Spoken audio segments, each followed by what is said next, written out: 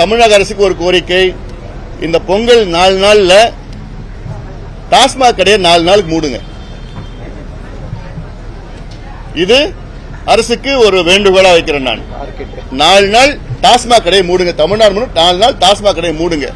நல்ல அமைதியா நல்ல பொங்கலா இருக்கும். ஏன்னா தை மாசம் நல்லபடியா தொடக்கம் நல்லா இருக்கணும், அமைதியா இருக்கணும், நல்ல வழியா இருக்கணும்னா இந்த 4 நாள் டாஸ்மாக் கடையை மூடணும். சென்னைக்கு 10 ஏரிகளை உருவாக்கணும் புதுசா. ஒவ்வொரு ஏரியும் 1 TMC அரை TMC கொள்ளளவு கொண்ட ஏரிகள்.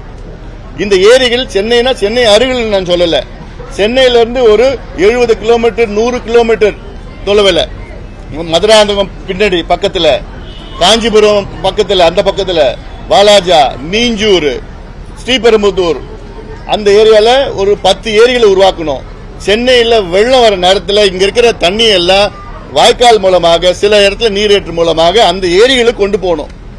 ஏன்னா வரும் காலம் சோதனையான காலம், மிகப்பெரிய நமக்கு பாதிப்பு வரப்போகுது. வர தண்ணி வரல. இப்ப இந்த வருஷம் வடகிழக்கு பருவம் 4 மாவட்டத்தில் மட்டும்தான் பெஞ்சிருக்கு, மற்ற மாவட்டத்திலாம் பற்றாக்குறை. வடகிழக்கு தென்மேற்கு பாத்தீங்கன்னா ஓரளவு கொஞ்சம் பத்தல. மேட்டூர் டேம்ல இன்னைக்கு தண்ணி பாத்தீங்கன்னா 71 அடி, 34 TMC தான் மேட்டூர் டேம்ல இன்னைக்கு தண்ணி. இது விவசாயம் பண்ண முடியாது. சம்பா அங்க பத்தல.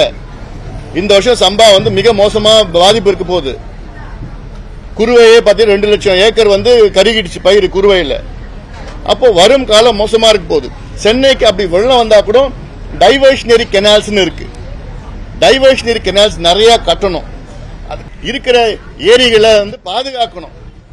ராமர் கோயிலுக்கு சில கட்சிகள் போறாங்க, சில கட்சிகள் போக மாட்டேன்னு வெளிப்படையா அறிவிப்பிட்டாங்க. பாமக போகுமா? யாரு போறாங்க?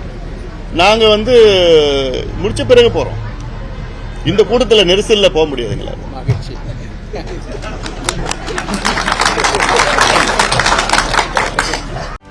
செய்திகளை உடனுக்குடனும் துல்லியமாகவும் தெரிந்து கொள்ள சப்ஸ்கிரைப் பண்ணுங்க.